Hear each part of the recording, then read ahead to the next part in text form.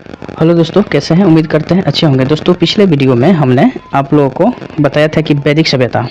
तो वैदिक सभ्यता में ये हम बताए थे कि उत्तर वैदिक शब्द कौन कौन थे और उनकी दिशा जो है उस दिशा को क्या क्या कहा गया था, और यहाँ पर राजा जो थे वो राजा के नाम क्या क्या रखा गया था। ठीक है, तो दोस्तों ये सारी बातें हमने बताया था उसमें।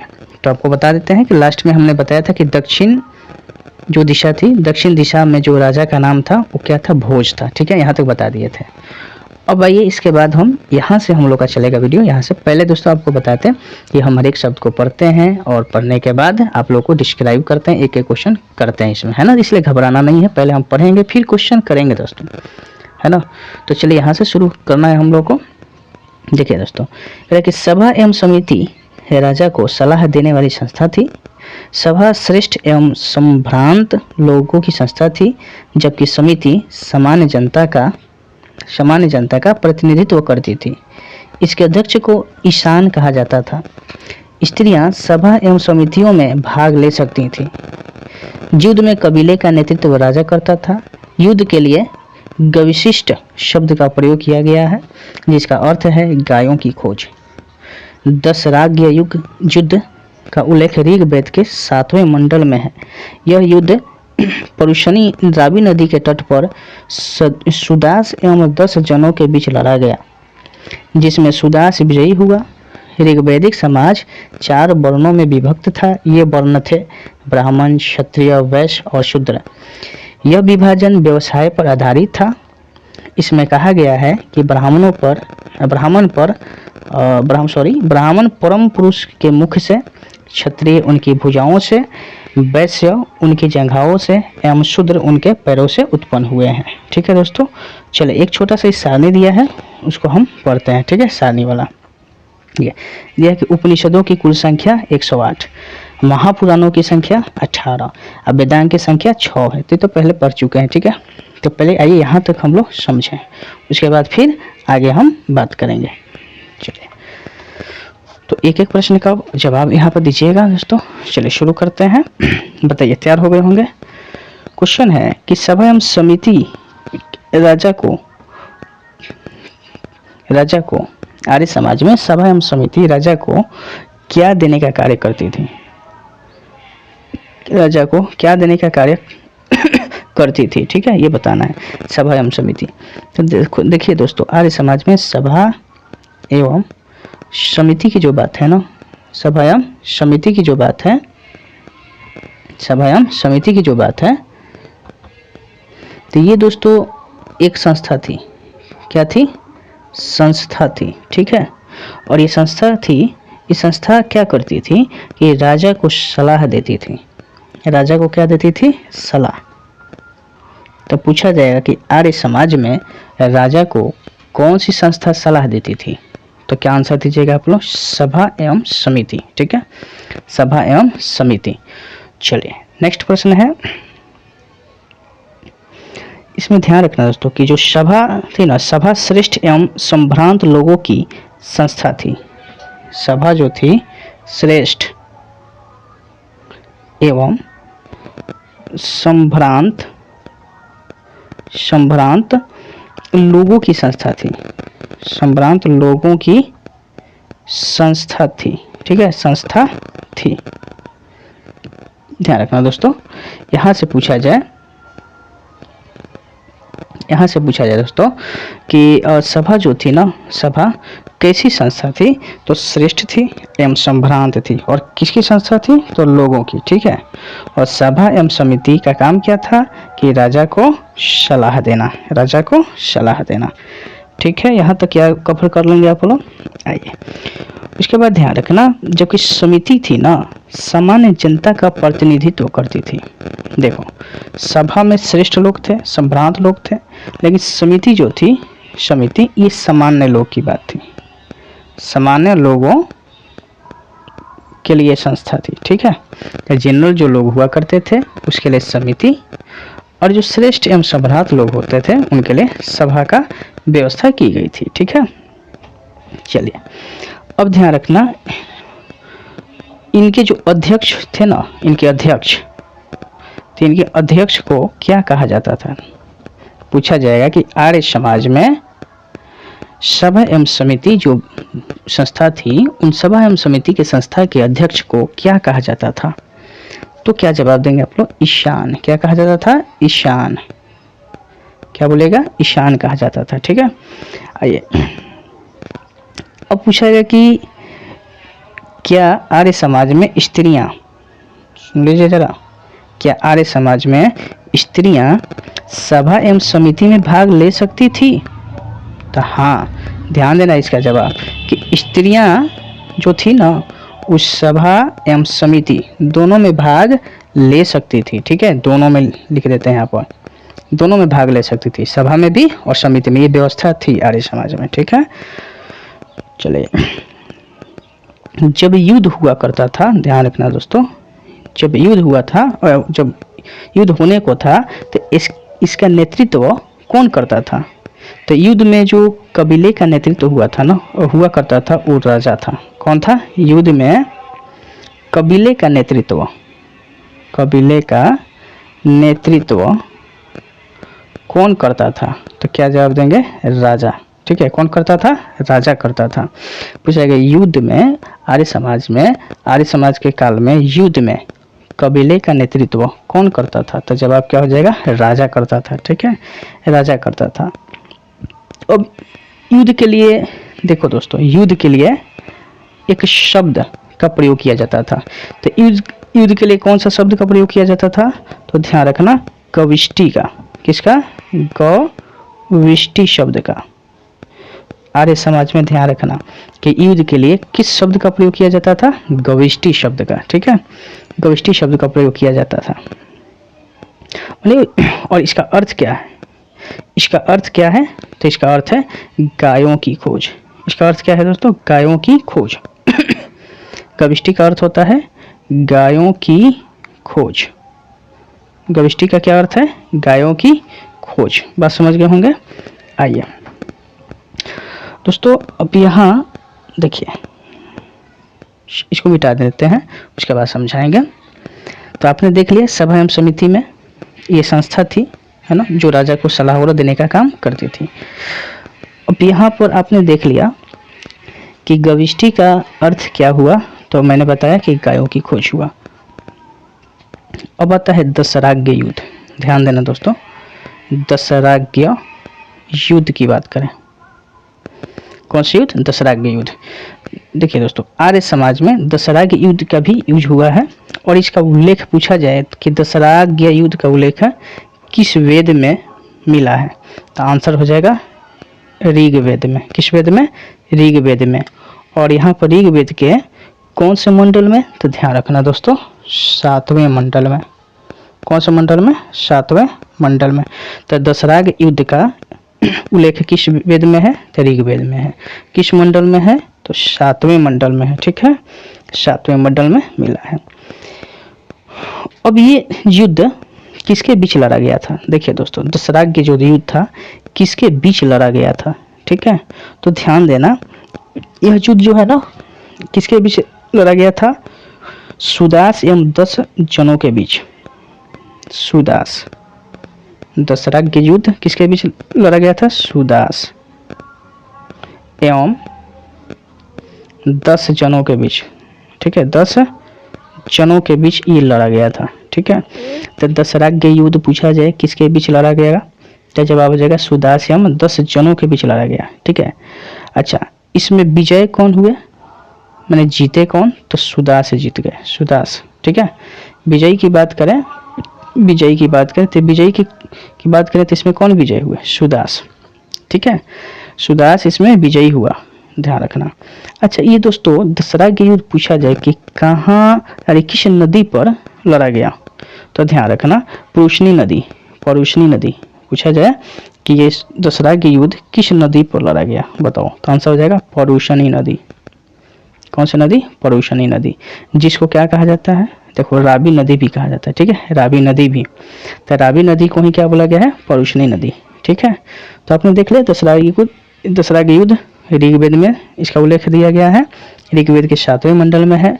सुदास एवं 10 जनों के बीच इनकी लड़ाई हुई थी। किस नदी पर? परुष्णी नदी यानी रावी नदी के तट पर हुई थी। और इसमें जीत किसकी हुई? सुदास की जीत हुई। क्लियर? ओ तो अब ध्यान देना, ऋग्वैदिक जो काल है दोस्तों, ये ऋग्वैदिक काल जो आप देख रहे हैं, ऋग्वैदिक काल की बात करें दोस्तों, तो ऋग्वैदिक काल में हम बात करते हैं, ध्यान देना दोस्तों, कि समाज जो था ना 4 वर्णों में विभक्त था। ऋग्वैदिक काल में ही उल्लेख किया गया है कि समाज जो है कितने वर्णों में विभक्त है? 4 वर्णों में। ठीक है, अब चारों वर्ण कौन कौन है? तो ये वर्ण कौन कौन है? तो देखो चारों वर्ण थे। पहला ब्राह्मण की बात आता है। किसकी बात आता है? ब्राह्मण। दूसरे नंबर में किसकी बात आता है? क्षत्रिय। ठीक है। तीसरे नंबर में किसका बात आता है? देखो दोस्तों दिख नहीं रहा है उधर, है ना, तो गौर करिए, इधर माफ करिएगा, हम इधर लिखते हैं। ठीक है, इस साइड लिखते हैं। देखो वर्ण कौन कौन है? 4 वर्ण है। ठीक है, पहला ब्राह्मण, दूसरे नंबर में कौन है? क्षत्रिय। पहला ब्राह्मण, दूसरे में क्षत्रिय, तीसरे नंबर में बताइए, आप ही लोग कमेंट करिए जल्दी से, वैश्य। कौन है? वैश्य। और चौथे नंबर में कौन है? शूद्र। चौथे नंबर में कौन है? शूद्र। तो दोस्तों आपने देखा कि ऋग्वैदिक काल में ही समाज को 4 वर्णों में बांटा गया है ना, जिक्र है, चारों का नाम रखा गया है। ठीक है, और यह विभाजन जो था ना दोस्तों, ये व्यवसाय पर आधारित था। ये जो विभाजन किया गया था, ये जितना विभाजन देख रहे हैं 4 वर्ण का, ये सब व्यवसाय पर आधारित था। मतलब कि किसका कौन सा व्यवसाय है, उस व्यवसाय को देखते हुए लोगों ने क्या कर दिया? विभाजन कर दिया। ठीक है, अब चलो व्यवसाय में सबका अलग अलग है। अब चलो इस पर थोड़ा सा आगे बात करते हैं। देखिए दोस्तों, ऋग्वेद के 10वें मंडल के पुरुष सूक्त में चतुष्वर्ण की उल्लेख मिलता है। और पूछा जाए कि देखिए दोस्तों, ये 4 जो वर्ण है तो ऋग्वेद में फिक्स एक उल्लेख है, पर पूछा जाए ऋग्वेद के कौन से मंडल में है, कौन से मंडल में, तो क्या जवाब देंगे आप लोग? 10वें मंडल में। ठीक है, 10वें मंडल में ही मिला है। अच्छा, इसमें कहा गया है 10वें मंडल के, देखो पुरुष सूक्त है इसमें, 10वें मंडल के किस सूक्त में? तो पुरुष सूक्त में, पुरुष सूक्त में ही मिला है। ठीक है, ध्यान रखना, पुरुष सूक्त में मिला है। अब यहाँ पर बात है दोस्तों, ये पूछा जाए कि बताओ इसमें क्या कहा गया है, समाज के बारे में क्या कहा गया है? तो इसमें कहा गया है कि ब्राह्मण जो है, ब्राह्मण परम पुरुष के मुख से है। जो ब्राह्मण निकला है ना, परम पुरुष के यानी ब्रह्मा के मुख से है। ठीक है, ब्रह्मा के मुख से है। क्षत्रिय उनके भुजाओं से, ध्यान रखना, क्षत्रिय का जन्म कहाँ से हुआ है? भुजाओं से हुआ है। ठीक है, अच्छा, उसके बाद है कि वैश्य उनकी जंघाओं से, वैश्य जो है उनकी जंघाओं से, तथा शूद्र जो है उनके पैरों से उत्पन्न हुए हैं। ठीक है, पैरों से। तो देखो दोस्तों, इसमें ये बांटा गया कि ब्राह्मण जो उत्पन्न हुए हैं वो मुख से, क्षत्रिय जो उत्पन्न हुए हैं भुजाओं से, वैश्य जो उत्पन्न हुए हैं जंघाओं से, और शूद्र उत्पन्न हुए हैं उनके चरणों से या पैरों से कहो। ठीक है, ये इसमें बताया गया है। ठीक है, चलिए दोस्तों, अब ये जो आपका टेबल था, उस टेबल में बताया गया है कि ध्यान रखना कि उपनिषद की कुल संख्या कितनी है? उपनिषद की कुल संख्या, ध्यान रखना, उपनिषद की कुल संख्या कितनी है? 100 कितनी है? 8। उपनिषद की संख्या 108 है। महापुराण की संख्या कितनी है? 18। महापुराण की संख्या कितनी है? 18। ठीक है, और वेदांग की संख्या कितनी है? 6। वेदांग की संख्या कितनी है? 6। तो दोस्तों ये सब पहले हम लोग पढ़ चुके हैं। ठीक है, उपनिषद में पढ़ाए थे आप लोगों को। ठीक है, वेदांग वगैरह भी पढ़ाए थे, तो पिछले वीडियो में आप लोग देखे होंगे, सुने होंगे, तो सारी बातें डिटेल्स में बताए थे उसमें। ठीक है, जितना लुसेंट ने कहा है। तो चलिए यहाँ तक हम लोगों ने पढ़ लिया दोस्तों। इसके बाद आगे हम रीडिंग करेंगे, फिर समझने का प्रयास करेंगे। चलिए इसको मिटाते हैं।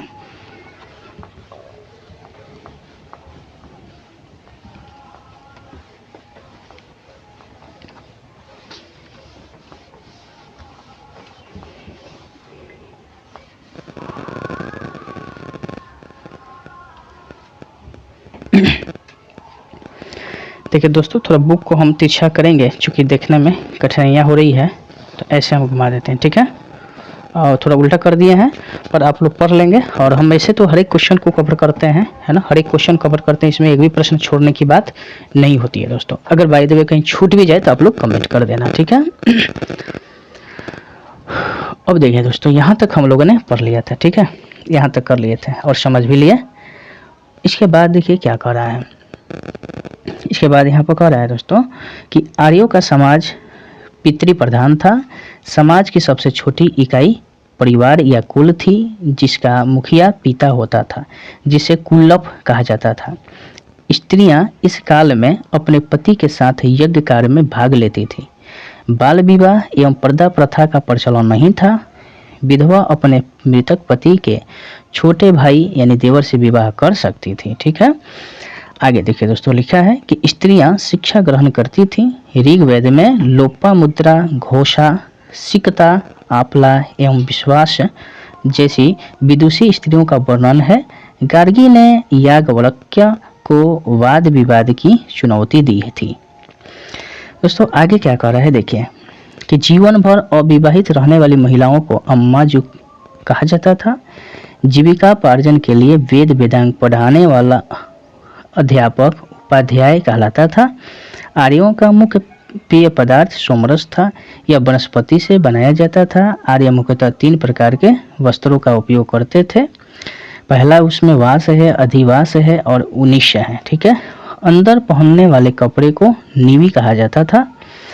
आर्यों के मनोरंजन के मुख्य साधन थे संगीत, रथ दौड़, घोड़दौड़ एवं द्रुत क्रीड़ा। आर्यों का मुख्य व्यवसाय पशुपालन एवं कृषि था। महर्षि कनाद को भारतीय परमाणुवाद का जनक कहा गया है। दोस्तों ये जो लिखा है मैंने पढ़ा, अब हम लोग एक एक करके समझेंगे, ठीक है। अब देखिए एक यहाँ पर टेबल में दिया, उसको भी पढ़ देते हैं। प्रमुख दर्शन एवं उसके प्रवर्तक दिया है दोस्तों, यहाँ पर दिख रहा होगा।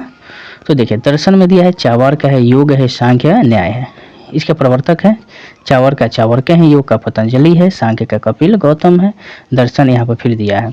पूर्व मीमांसा का प्रवर्तक जैमिनी है, उत्तर मीमांसा का वातनारायण है, और वैशेषिकी का कनाद है, ठीक है दोस्तों। पहले इतना हम लोग समझ लें, है ना, और उसके बाद फिर आगे हम लोग करेंगे नेक्स्ट वीडियो में। तब तक पहले इतना समझ लेंगे हम लोग। आइए, तो दोस्तों हम लोगों ने देखा था कि आर्य समाज में जो समाज को बांटा गया था, चार वर्णों में बांटा गया था, जो कि ऋग्वेद के 10वें मंडल में इसका वर्णन मिलता है। अब यहाँ पर हम लोग का जो प्रश्न है, कुछ ऐसा प्रश्न आया, देखिए ध्यान रखना दोस्तों। आर्यों का समाज पूछा जाए किस पर आधारित था, तो आर्यों का जो समाज था ना पितृ प्रधान था। आर्यों का समाज कैसा था, पितृ प्रधान, याद हो जाएगा दोस्तों।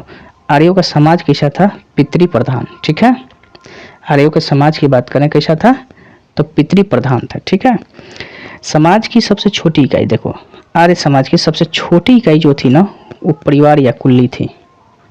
परिवार या कुल्ली। तो पूछा जाएगा आर्य समाज की सबसे छोटी इकाई का नाम बताओ, क्या थी, तो परिवार उसको बोलते थे लोग, या कुल्ली कहते थे लोग, ठीक है, कुल्ली।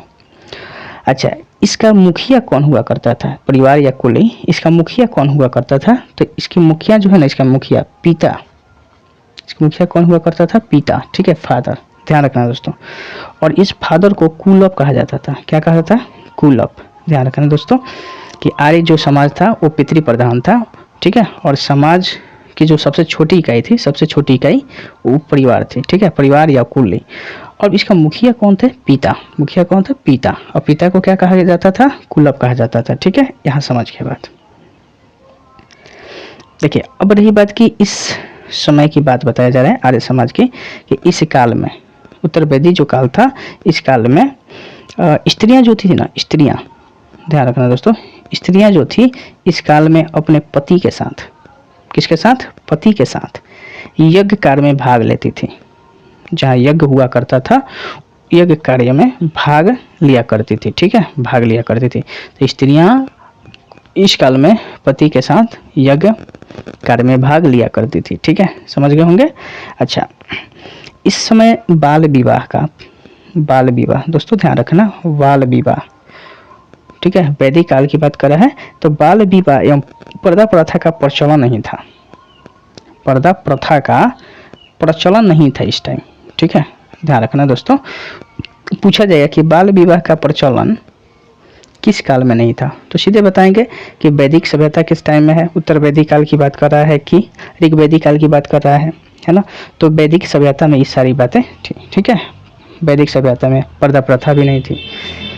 आइए दोस्तों आगे थोड़ा बढ़ते हैं। देखो, जो स्त्री के पति मर जाते थे, अर्थात जब स्त्री विधवा हुआ करती थी, विधवा स्त्री क्या करती थी, अपने मृतक पति के, जब इनके पति मर जाते थे तो इनके मृतक पति के, ठीक है, मृतक पति के छोटे भाई को क्या कहते हैं, देवर ही बोलते हैं ना, छोटे भाई यानी देवर से विवाह कर सकती थी। मतलब इसमें देवर से विवाह का प्रचलन था दोस्तों, ध्यान रखना, इस टाइम देवर से विवाह का प्रचलन था, ठीक है। और पति मर गया तो देवर से विवाह कर सकती थी स्त्रियां। चले, स्त्रियां की जो है ना शिक्षा ग्रहण करती थी, स्त्रियां यहाँ पर शिक्षा ग्रहण करती थी, कोई रोक टोक नहीं था, स्त्रियां शिक्षण ग्रहण करती थी, ठीक है। स्त्रियां जो थी, स्त्रियां शिक्षा ग्रहण करती थी, ठीक है, शिक्षा ग्रहण करती थी, ये बात आपने समझ लिया। इस टाइम कोई रोक टोक नहीं था इनका। अच्छा, ऋग्वेद में लोपामुद्रा, ध्यान रखना, ऋग्वेद में लोपामुद्रा की बात किया है, लोपामुद्रा। फिर ध्यान देना इसमें घोषा, सिकता, घोषा, फिर सिकता, देख रहे हैं ना। ऋग्वेद में दिया है कि लोपामुद्रा, घोषा, सिकता, आपला एवं विश्वास, आपला एवं विश्वास की बात कर रहे हैं, एवं विश्वास जैसी विदुषी स्त्रियों का वर्णन है। ये सब लोग विदुषी स्त्रियां थी, ठीक है। ऋग्वेद में इन लोगों के बारे में वर्णन किया गया है ना। शिक्षा तो ग्रहण किए हैं लोग, लेकिन ऋग्वेद में ये सब जो स्त्री है ना, इन लोगों का सब वर्णन किया गया है, ठीक है। गार्गी ने याज्ञवल्क्य को, गार्गी ने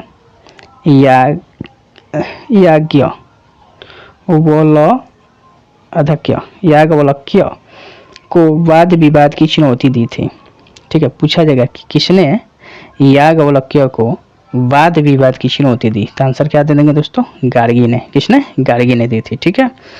वाद विवाद का इसने चुनौतियां दी थी, ठीक है। आइए दोस्तों इसके बाद थोड़ा आगे बढ़ते हैं।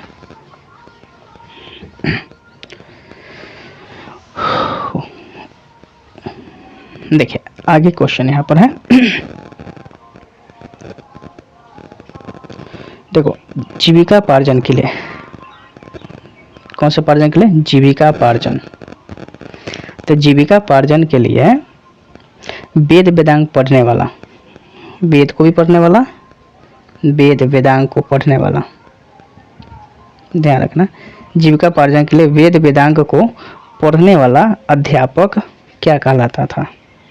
तो वेद, जो अध्यापक वेद को पढ़ता था, वेदांग को पढ़ता था और अपना जीवन चलाता था, ठीक है, मतलब उन लोगों का काम ही था ये, तो उनको क्या कहा जाता था? तो उनको कहा जाता था, क्या बोला जाता था? उपाध्याय, उपाध्याय कहा जाता था, ठीक है। उपाध्याय का मतलब क्या है कि जो वेद और वेदांग को पढ़ते थे लोग, ठीक है, उनको उपाध्याय कहा जाता था। चलिए, अच्छा, जीविका पार्जन के लिए तो आपने समझ लिया। ध्यान रखना दोस्तों, जीवन भर अविवाहित रहने वाली महिला, अगर जो महिला जीवन भर विवाह नहीं करती है, मतलब अपनी जिंदगी में कभी विवाह नहीं की, अर्थात अविवाहित रही, तो अविवाहित महिला को, अविवाहित महिला को अम्माजू कहा जाता है। क्या कहा जाता था? अम्माजू। अम्माजू का मतलब क्या है कि जो महिला जीवन भर विवाह नहीं करती थी, उनको क्या कहा जाता था? अम्माजू कहा जाता था, ठीक है। चलिए, उसके बाद आर्यों का मुख्य पेय पदार्थ क्या था? क्वेश्चन है दोस्तों, ध्यान रखना, आर्यों का मुख्य पेय पदार्थ। चलिए कमेंट करिए तो आप लोग, बहुत अच्छा क्वेश्चन है, मुख्य पेय पदार्थ।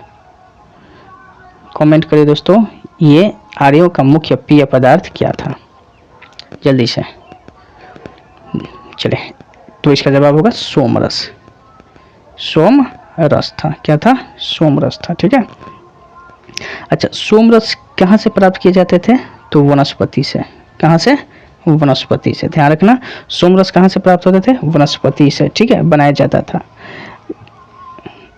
अब ध्यान रखना, आर्य लोग जो थे ना, मुख्य रूप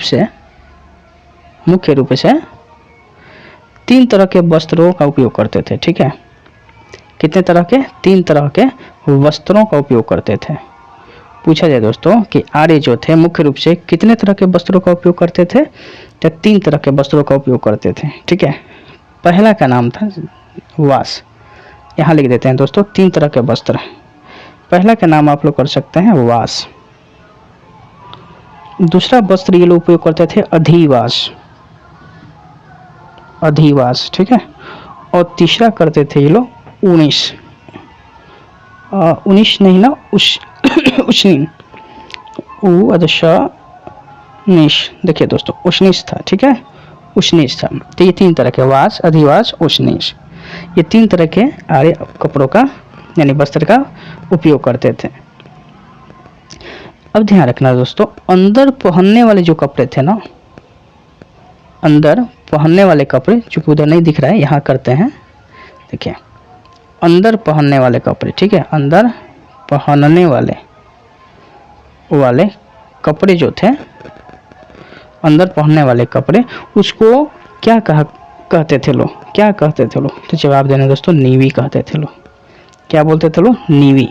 याद रखना दोस्तों कि आर्य समाज जिस कपड़े को अंदर पहनते थे उसको क्या कहा करते थे? तो नीवी कहा करते थे। ठीक है, नीवी कहा करते थे। अच्छा, अब यहाँ पर आता है दोस्तों कि आर्यों का जो मनोरंजन था, मनोरंजन का साधन क्या क्या था? आर्यों के मनोरंजन का साधन क्या क्या था, है ना? तो इसको थोड़ा समझिए, आर्यों के मनोरंजन का साधन क्या क्या था। तो ध्यान रखना दोस्तों, आर्यों के मनोरंजन का साधन, मनोरंजन का साधन, तो आर्यों का मनोरंजन का साधन था संगीत। क्या था? संगीत। याद रहेगा, संगीत था। रथ दौड़ था। क्या था? रथ दौड़। संगीत था, रथ दौड़ था। ठीक है, घोड़ दौड़ था, घोड़ दौड़ था। तो संगीत है, रथ दौड़ है, घोड़ दौड़ है, एवं द्रुत क्रीड़ा, द्रुत क्रीड़ा था। ठीक है, द्रुत क्रीड़ा था। ठीक है, द्रुत क्रीड़ा। तो संगीत, रथ दौड़, घोड़दौड़ और द्रुत क्रीड़ा था। ये सब इन लोगों का मनोरंजन का साधन था। ठीक है, अच्छा, अब आर्यों का दोस्तों मुख्य व्यवसाय क्या था? व्यवसाय, तो दोस्तों आर्यों का जो मुख्य व्यवसाय था वो पशुपालन एवं कृषि था। क्या था? पशुपालन एवं कृषि था। ठीक है, पशुपालन एवं कृषि था। तो दोस्तों आप देख रहे हैं कि लुसेंट का हम एक एक शब्द पर बात कर रहे हैं, एक एक क्वेश्चन को हम बताने का प्रयास कर रहे हैं। ठीक है, ताकि इसमें एक भी टॉपिक आपका ना छूटे और हर टॉपिक क्लियर हो जाए। तो आपने समझ लिया, इनका मनोरंजन का साधन और व्यवसाय पशुपालन एवं कृषि था। अच्छा, महर्षि कणाद को दोस्तों ध्यान रखना भारतीय परमाणुवाद का जनक कहा गया है।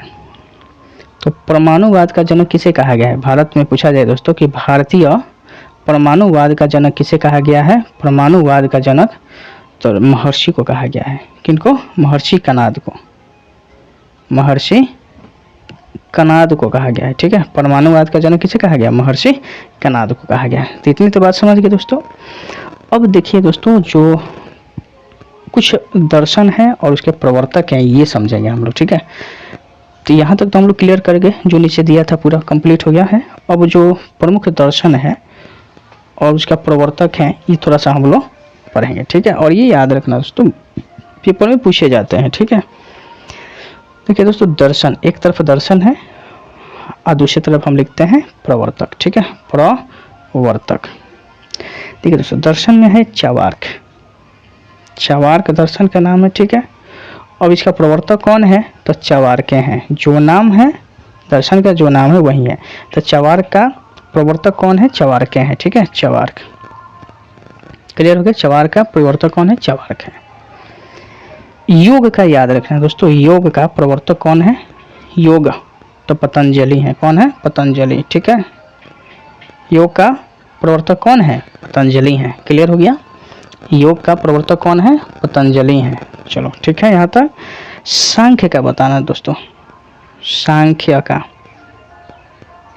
सांख्य का जो प्रवर्तक है वो कौन है? कपिल है। कौन है? कपिल है।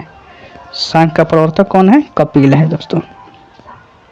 चलिए न्याय का बताइएगा, न्याय का, ठीक है। तो न्याय का प्रवर्तक कौन है बताएंगे आप लोग, कमेंट करिए तो, नहीं मालूम है। चलिए नहीं ध्यान आ रहा है तो देखिए लिख देते हैं गौतम। कौन है? गौतम। क्लियर होगी बात है यहाँ तक। न्याय का प्रवर्तक कौन है? गौतम है। सांख्य का कपिल है। योग का पतंजलि है। चवार्क का चवार्क है। तो 2 2 4 ठो हो गए इधर, ठीक है।